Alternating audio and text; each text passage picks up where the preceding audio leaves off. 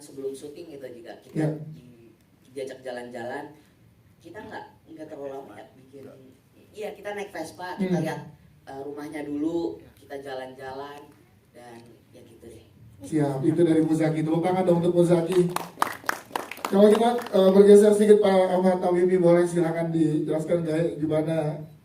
Assalamualaikum warahmatullahi wabarakatuh. Waalaikumsalam warahmatullahi wabarakatuh. Terutama sekali saya mengucapkan terima kasih kepada Mahakarya dan juga Yayu Pictures, terutama sekali kepada Arif yang saya kenali waktu dia masih kuliah di ISI Padang Panjang. Waktu itu saya mengarahkan sinetron episode di sana. Waktu itu ketemu dia dan terima kasih waktu ditawarkan untuk terlibat dalam film pertamanya Surau dan Sile dalam Nasi Minangkabau. Pada saya mandailing, boleh nggak apa-apa. Yang jelasnya persiapan yang dibuat oleh Arif serta Mahakarya Nando terlalu hebat, angkat topi saya. Dan waktu ketemu dengan Muzaki yang waktu itu masih belum sunat, pas sunat tahun lalu udah gede gini, sudah berapa kali kawin sama dia. Pada saya Muzaki seorang anak yang cerdas di usia yang terlalu muda, udah bisa bercakap tentang karakteristik, tentang perwatakan. Jadi saya tidak seperti bercakap dengan anak kecil ketika itu. Kami berbincang ya seperti dewasa, dan apabila dia melantunkan pendapatnya itu saya ya anaknya ini hebat gitu, mana ya, udah di usia begini, saya baru 27 tahun, teman 72 tahun. Rasa energinya 27 tahun deh. Waktu di Vespa itu ya 7 tahun, tapi sekarang udah 27, muda lagi. Tapi apapun diharapkan apa yang kami paparkan, cerita itu terlalu akrab dengan saya. Di waktu saya 20, saya punya Vespa. Cuma waktu itu saya di kota, jadi nggak pernah bermasalah seperti itu. Tapi tambal ban diisi dengan sampah, dengan rumput dan plastik itu memang dilaksanakan di kampung-kampung waktu itu. Jadi oleh karena perjalanan pertama ini terlalu akrab dengan saya, dengan waktu laluan saya waktu muda dan sebagainya. Begitu juga saya sudah punya cucu 8. Hubungan saya dengan cucu juga jauh karena pribadi itu sudah begitu, Batak itu kan dia, dengan anak-anak itu dia jauh, tapi sayang. Saya alhamdulillah, karena tidak perlu saya pikir lagi, karena itulah saya mungkin. Tapi kepada Muzaki saya salut anak cucu ini. Terima kasih. Terima kasih. Sekarang ke Mas Arif sebagai sutradara, proses menemukan cast pastinya dan yang ini chemistry antara Muzaki dan juga Gayetan ini gimana sih? Iya, jadi sebenarnya saya masih belajar bikin film yang nggak hanya dapat jadwal syuting aja mas. Jadi saya beruntung dapat 2 produser yang ngasih saya waktu untuk membangun karakter bersama si pemain ini. Jadi kita syuting itu di bulan Januari, itu di bulan November akhir sama Desember itu saya minta tolong ke Ayu Pictures untuk mengatur jadwal Pak Tamini untuk bisa datang ke Bukit Tinggi. Saya minta tolong ke Mahakarya untuk membuat jadwal Muzaki bisa ke Bukit Tinggi. Akhirnya saya, dan di saat itu tuh saya udah menemukan lokasi syuting. Jadi saat menulis skenario saya temukan lokasi syuting. Lokasi syuting itu yang saya perkenalkan kepada kedua pemain, dan kami langsung latihan acting di lokasi syuting yang baru akan disyuting 2 bulan lagi itu. Dan waktu itu karena belum dapat Vespa ya, kita cari Vespa apa aja, tapi pengen tahu gimana sih 2 orang ini di Vespa, kecanggungannya apa sejauh mana Muzaki ini percaya sama Pak Tan. Kalau Pak Tan itu ngebut gitu, ternyata ngebut banget gitu.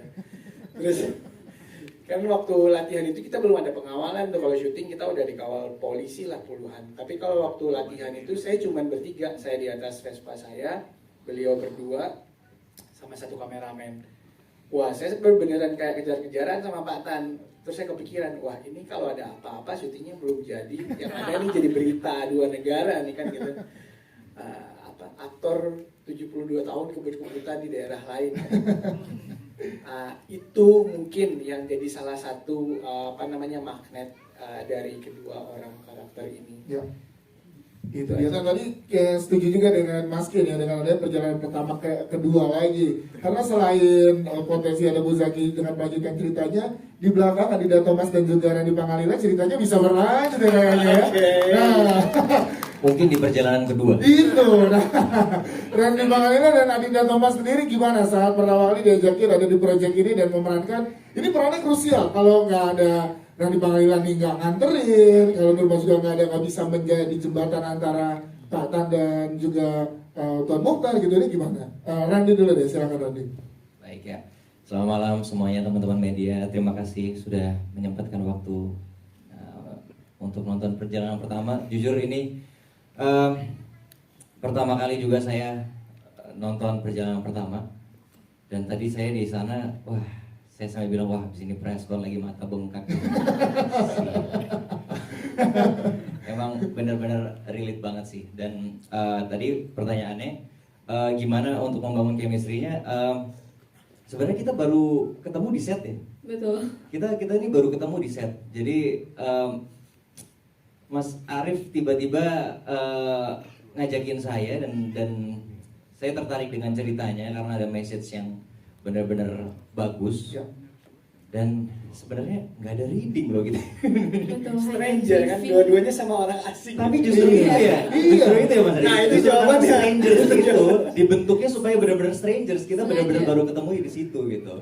Jadi kita tuh nggak ada reading dan kita juga baru ketemunya. Bahkan kita waktu satu pesawat aja kita nggak sadar ya. Betul. Nggak sadar ternyata bakal syuting bareng gitu. Iya, kita nggak sadar. Kok ke hotel yang sama Iya, gitu, kok ke hotel yang jalan-jalan. Oh, di set yang sama. Ternyata dia besoknya kamar main gue ternyata sesuai ya kan karakternya Iya, iya. si Muhtar ini ketemu sama strangers gitu. Iya, jadi emang itu sengaja di set sama Mas Arif dan juga dari Mahakarya dan The Ayu Pictures untuk emang kita biar mereka nggak tahu gitu. Biar sama-sama nggak tahu gitu. Biar ya. sama-sama di set udah mendalami dulu.